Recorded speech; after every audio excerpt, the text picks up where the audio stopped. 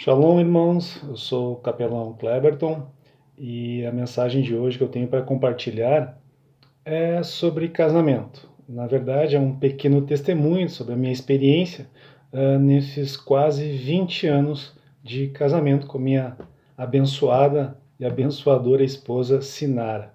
O que acontece?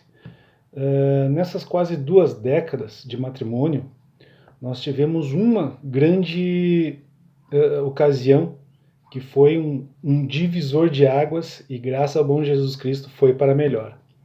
O que acontece? Antes de eu me converter, eu lembro muito bem, eu lembro até hoje na memória, ela vindo no altar como noiva, lindíssima, minha emoção. E antes de eu me converter, a gente não era convertido ainda, eu lembro que eu olhei para cima no teto da igreja e eu clamei a Deus, que eu falei que esse casamento depende de Ti, Senhor. É contigo, Senhor Deus, mantém-nos unidos. Eu venho de uma família em que há separação, em que, enfim, não era um bom modelo, eu tinha medo do casamento, né? E o que acontece?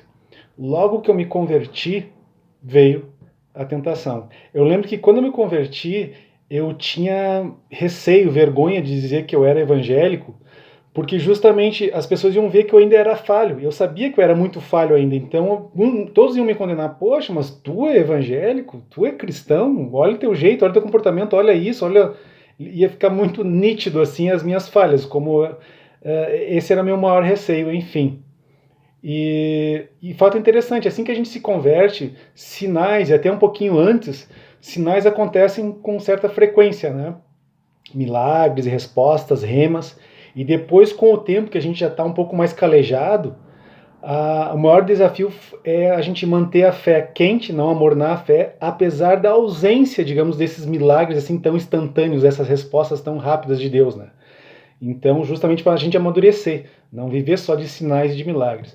E então eu lembro que logo que eu me converti, veio a tentação. Eu cedi, eu dei espaço, eu procurei, porque eu ainda tinha os paradigmas da mente do mundo e eu pensava, poxa, eu não vou trair a minha esposa, eu só vou flertar.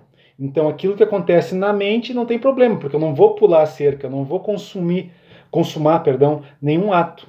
Eu me interessei por uma pessoa, uma professora de letras, e interessante que o que me chamou mais atenção não foi a sensualidade ou o estereótipo dela, não que ela fosse uma pessoa assim muito sensual, provocativa, muito bonita, enfim, fisicamente falando, não.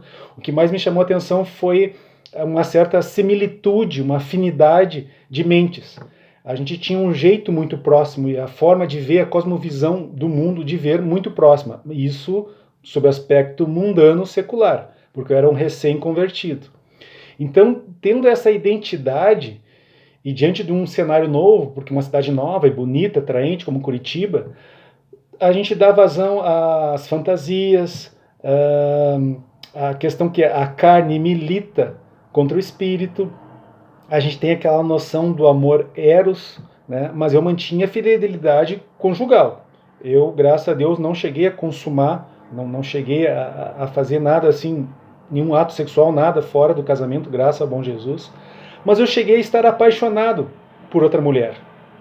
E nisso eu não via nenhum problema, porque tudo acontecia aqui, ó, neste mundo. Só que o que acontecia? Os sentimentos que era para eu ter exclusivamente para minha esposa, eu estava tendo para outra mulher. E daí que caiu em mim como se fosse uma bomba atômica. Que Jesus diz que se um homem olhar para outra mulher, apenas desejar, no seu coração, na sua mente, ele já pecou, ele já é um adulto. E aquilo eu fiquei arrasado. Então eu pedi perdão a Deus, pedi perdão para minha esposa e tive que sufocar essa paixão. Eu permiti essa paixão, então cabia a mim a separar, a sufocar essa paixão, que não é abençoada. E foi muito difícil. Então veja como é fácil a gente se desviar e como é difícil a gente consertar. E como é difícil a gente criar uma certa doutrina na mente, de a gente quebrar os paradigmas da mente secular para a mente santa, né? Então fica aqui o recado, essa grande experiência que nós tivemos, a minha esposa sofreu com isso, eu também, foi um sofrimento, mas foi uma dura lição, mas foi uma lição válida, né? Sabendo que o casamento é isso, tem que ser a três, homem, mulher e Jesus Cristo. Eis o verdadeiro cordão de 3 dobras que não se rompe facilmente. Fica aqui então a minha mensagem. Estejamos na paz. Muito obrigado. Shalom.